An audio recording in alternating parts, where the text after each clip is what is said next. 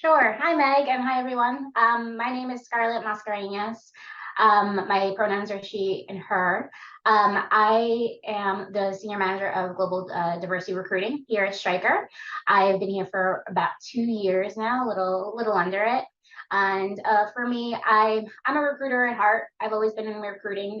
Before I came to Stryker, I worked within the media and news industries. First at Bloomberg LP and then at NBC Universal. And for me, diversity had always an important part of my recruiting process when I was working with hiring managers and filling our open roles at my previous companies. And so I started to focus on diversity recruiting about 3 or 4 years ago at this point, making it my full-time job. And I'm really excited to be here at Stryker now and happy to be here and talk with all of you today. Thank you. Thank you for joining us. Francesca, would you like to introduce yourself to the group today? Yes, thank you, Mac. Thank you, Scarlett. Apologies, I'm actually at an airport, so I hope there's not too much background noise. But it's a pleasure to be here with you. My name is actually Francie de Roy, so my full name is Francisca, but please call me Francie. I'm with Stryker 3.5 years now. I'm a finance and accounting professional, so I have more than 20 years of experience in finance and accounting. I'm German by origin, but I've been living and working in the Netherlands for the last 12 years. And prior to that, working and living in Germany and Switzerland and also the UK in various roles in finance and accounting. And it's a pleasure to be here today. I'm actually the site lead for our Stryker Women's Network since about 1 year. And really happy to be here and share a little bit about what we are doing. I'm married, I have a little daughter, she's 6, and I was on a business trip, so I'm actually on my way home from Ireland to Amsterdam, so I can be with my girl and my husband tonight. Oh, well, thank you, Francie, so much for joining us. We really appreciate the commitment. Don't worry, we are not getting any weird background noise or anything, so you're good to go there. And very, fingers crossed for your safe travels as well. I know we have Charlotte, another team member of yours, joining us, but until we get her joined in, we'll just continue on with the two of you, and we'll get her introduced a little bit later. Scarlett, I want to talk to you first. Can you tell us a little bit more about what you do for Stryker and why you think the company's ERGs are so important? Yeah, absolutely. Happy to chat about that. So here at Stryker, like I said, I oversee our diversity recruiting efforts globally. And so what does that mean? It means that I sit on our talent acquisition team, supporting them. I specifically sit on what we call our talent attraction team. And what I do here is to look at who are we reaching, how are we reaching them, and bring awareness to Stryker opportunities. And so I do a little bit of a focus on historically underrepresented communities. And just to give a nuance, I didn't mention this, I do sit in New York, but I'm very happy to work with Francie and Charlotte and the rest of the team in the UK and EMEA. But how I go to approach that is I work with external diversity partners like Power to Fly, so happy to be here, as well as looking at our recruiting process to ensure we don't have any unconscious bias within it. And this obviously just making sure we have increasing representation, and because the more diverse workforce means better products and better specifically better supporting healthcare. And so that's what brings me in what I do a little bit here at Stryker. In terms of ERGs, and if you're not familiar, those are employee resource groups. Those are employee-driven organizations within an organization that really help to build community and help to build networks and really to have support, but also to provide an area of really give a space for people to exchange views, discuss common business challenges. It could be anything across the board, but they're voluntary, they're employee-led, and really they just really help to lead to more inclusive environments.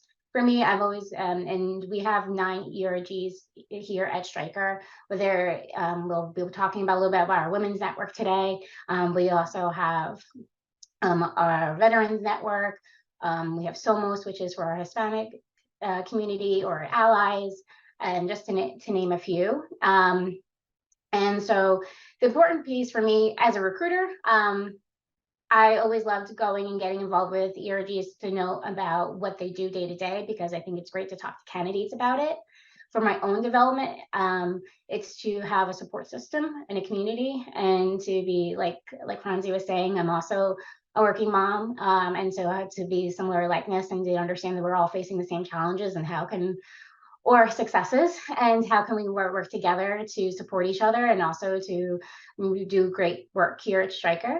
And it's really just to making sure that you have your own internal. So it's good for yourself. It's good for the company to have that network, and it's also more important. It's also helpful for candidates to know to make Stryker an employer destination, and people want to join us because it really does really great work, whether it be networking events, career development, anything across the board. I really like that you mentioned networking, because I feel like when we talk about networking, what most people picture is networking outside of their organization, right? They picture going on LinkedIn and connecting with people that are friends of friends or friends of former coworkers or whatever. And I really like that that focus, because ERGs serving as a networking tool can be kind of an unusual topic, especially if you are thinking of networking solely in external terms. But you really are creating areas and creating opportunities for people to connect within the org that might have never had that chance before. Maya, can you give Charlotte mute and unmute capabilities so that way we can get her joined in, please? Thank you. No, I think these are really great points to make, and really does kind of highlight what these orgs can really do for individuals, not just when it comes to support, but also that connection, that upskilling, all of that kind of stuff here. I like that. Especially in larger companies where it feels a little bit overwhelming because you don't know all the divisions or locations, or you're just not in, or if you're working remote, I work remote. It just gives you that connective piece to get to know about other business areas. You also come into the room with a common familiarity about like something that you can also already relate on, and then talk about business, right? If you want to, or just in network. And this gives you a platform to, one, whether you find yourself a mentor or a sponsor within an ERG. You could also, people are always open to exploratory and talking about what they do today. If you're just trying to figure out what your next role is, there's a really great capability. So it helps you just center yourself, making sure that you feel grounded and supported in your organization, but also gives you a way to get to know other parts of the organization. Some of our ERGs always have a community service aspect of it, so you also get to volunteer if you have the bandwidth for that. And then there's also a leadership component of it, which I think Charlotte and Francie are going to talk to. There we go. I thought I lost my mute button, only to find it again. Thank you all for your patience with me here. Okay, so we've talked a little bit about kind of some of the basics and what can happen there. Let's talk a little bit about some of the bigger changes for companies in the UK and Europe, especially if you are trying to think in terms of diversity, equity, and inclusion.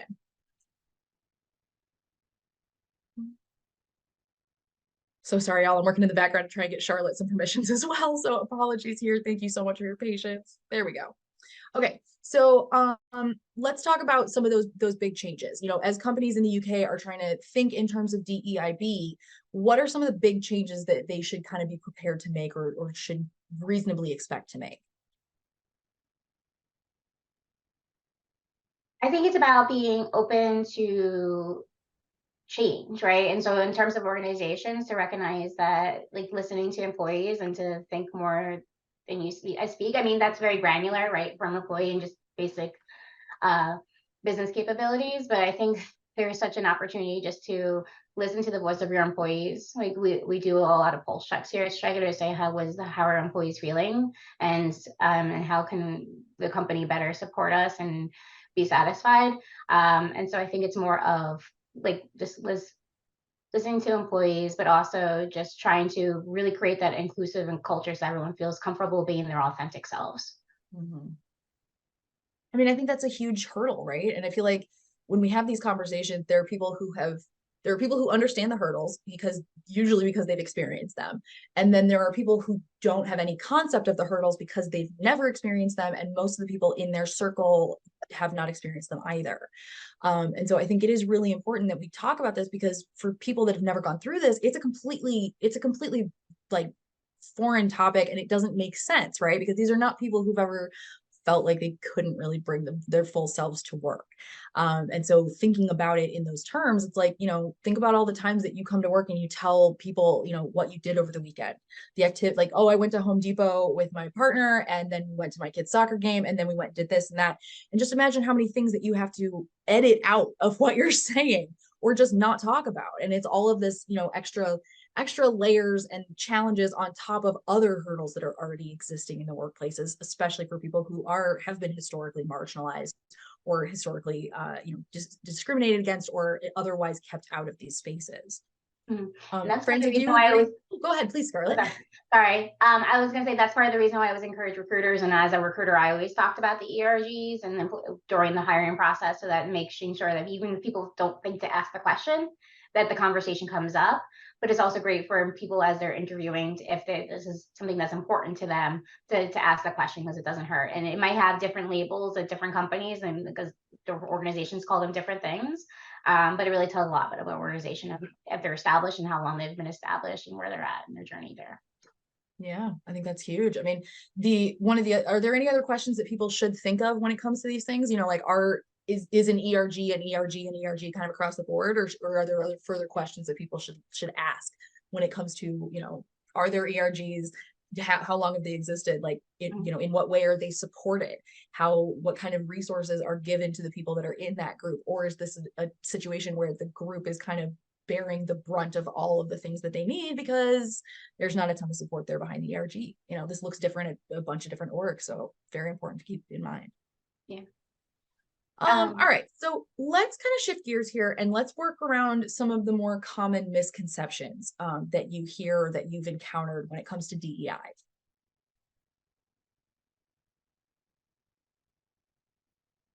Sure. Francie, I'm talking a lot, so happy to jump in and talk specifically about if you've experienced anything in EMEA or your region. Yes, sure. So I'm in the Stryker Women's Network, and I think what we've seen is it's a very broad and diverse group. We have women from all different companies, backgrounds, ages, and I think it's really great. Definitely the networking opportunity. So that's definitely something we hear, but also feeling, that you have a common goal, a common friend, and you can really exchange ideas and really brainstorm. We're also happy to report we welcome men. So we also have a few men that join us and that are actively supporting us. So I think the more open we are and welcoming, I think the better for all of us, and we can all learn and connect together. Yeah, I would say that's one common misconception, is that you have to be a member or directly associated with the group in order to be a member. And allies are welcome in all our employee resource groups. So whether it be men in our women's network, or like I mentioned, Somos, our Hispanic professional network, you don't have to be Hispanic or Spanish to be a part of it. That's so wonderful, and I honestly really appreciate when people ask these questions too, because there are certainly ERGs that function as more of a safe space for that group than they function as, educational or informative or, whatever. So I think it is really important that we ask these questions because, not to say that people would not be welcome, but there might be certain sessions or certain meetings that are more inclined or more geared towards allies, and there might be more, some situations or some events or something that are more geared towards the people within the group. So yeah, I think that's really awesome. Okay, we were able to get Charlotte joined back in. Hi, Charlotte. We're so happy to have you join us. Before we dive in, though, I wanted to give you a chance to share your background and what kind of led you into this journey into DEI in the workplace. Okay, thank you. Good morning, good afternoon, good evening, depending on where you are in the world. My name is Charlotte Mather, and I am super excited to be here. Slightly frazzled based on the technical issues that I just experienced, but hey, I'm here now. So I am currently employed by Stryker. By day, a global process lead for Stryker, but I suppose sometimes I say by night, but actually it's really all the time. I'm also the president of our diversity, equity and inclusion identity within the UK, and that's called Stryker Inclusive. And so I've been with Stryker now for about 6 years, working within operations, logistics, and customer service teams. Bit of history and background about me. I used to work for the police. I led the contact centres for one of the UK's largest police services. But truly, I'm just here because I am genuinely just passionate about belonging and inclusion. And that's really it. I believe in doing things that are right and making a difference and making a change. And you know, my motivation behind this is twofold. One, I'm a mother of 2 young girls and really wanting to be the change to help enable them to have an equitable future. I'm also dyslexic, and I can empathize with sort of conventional barriers to entry of workplace or life, I suppose, and really wanting to continue to raise awareness on all aspects of diversity to ensure that we have an inclusive environment at work and, you know, in life in general. That is so, so awesome. Thank you so much for sharing that with us. I absolutely love seeing the different backgrounds that people bring to this work, because it's not always people that are within the, you know, like groups that need extra special attention, right? It is not always, and it is something that we absolutely love to see, especially since, you know, we're all, the intersectionality aspect I feel like is so important, and I love that we're having more of this conversation. You know, we moved from visual diversity into invisible diversity, and now we're talking more in terms of like, no, there's going to be cross sections and overlaps and all kinds of stuff in this area.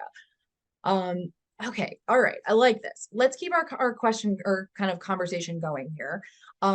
We've talked a little bit about some of the biggest changes, or big challenges that would be in place for companies in the UK, and some of the biggest misconceptions within the business.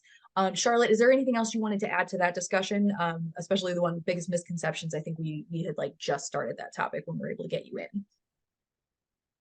I think it's important that we continue to focus on aspects of diversity, but also recognizing the fact that the thing that makes us all the same is the fact that we're all different. So really understanding that we all bring diversity to the table, and that you don't have to be be gay, trans, black, woman, you know, these labels to have to feel like you know, you really just need to show up and be yourself, and be, you know, in an environment that is accepted. And I don't know if that's necessarily a misconception, but I think that it's important that we recognize everybody's different. People bring different perspectives to the table, and there are still some challenges that we have with certain aspects there, but really being open to understanding different people's perspectives and the value that drives in terms of performance, and then feeling of belonging.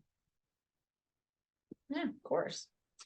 Okay, now let's move I will say we'll move forward a little bit and talk about something. In 2021, y'all published the Diversity Playbook, and this was a practical guide to DEI in business. Could you tell us about some of the findings and the solutions that you explore in that book? Oh, wait, hold on. I'm sorry. I'm on my wrong question slide. I'm sorry, y'all. This is what I get for trying to multitask 18 things at once. Apologies. Your next question, my bad. Let's talk a little bit more about, Charlotte, your role. Can you tell us a little bit more about Stryker Inclusive, what it does, how it functions? Sure, no problem. So Stryker Inclusive is, like I said, the UK identity for DE&I. So it's almost like the umbrella structure that we have within the UK. So under this umbrella, we have 3 employee resource groups, one championing LGBTQIA+ authenticity within the workplace. So that's our SAFE organization. We also have our 3A, which is Allies for All Abilities, making positive change to those with disabilities, as well as our Stryker Women's Network, so advancing women within the workplace. So Stryker Inclusive essentially is the glue that brings those specific groups together, helping us drive collaboration opportunities, recognizing that there is that intersectionality. You know, we're all different and all kind of looking to make that positive impact, and really leveraging our resources in a smarter way, and really also tapping into the power of allyship. So allyship is fundamental really in terms of our driving of that inclusive belonging culture. So in addition to the 3 employee resource groups that we have specifically focused on areas within the UK, Stryker Inclusive, this umbrella, we look at all other aspects of diversity, so bringing educational opportunities to our employees, and continue driving towards our mission to make Stryker synonymous with inclusivity. And we do this by driving three key pillars within our structure. So really looking at how we attract diverse talent. Then when we have that great talent internally, how do we keep and retain that talent and create that culture of belonging and inclusion? And then finally, how do we give back? How do we give back our skills and resources to diverse groups to then hopefully tap into that talent pipeline and come and work for what truly is a great company? Does that answer your question?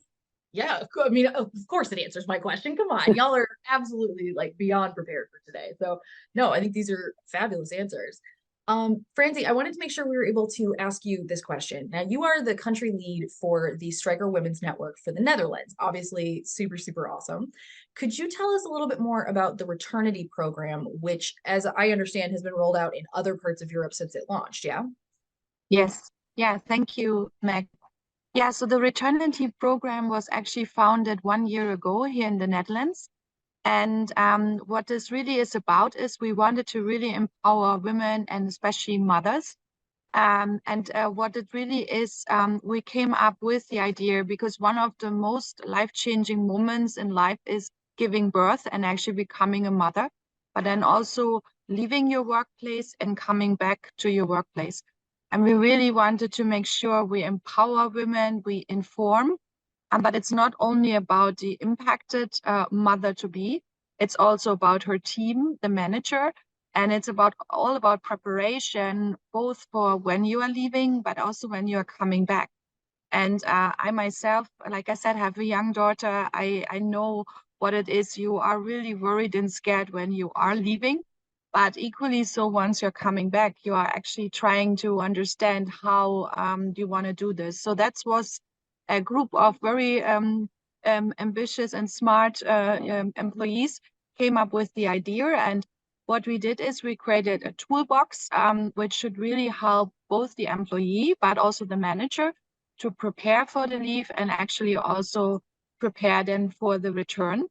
And it includes a list of frequently asked questions, actually country-specific with country-specific HR regulations.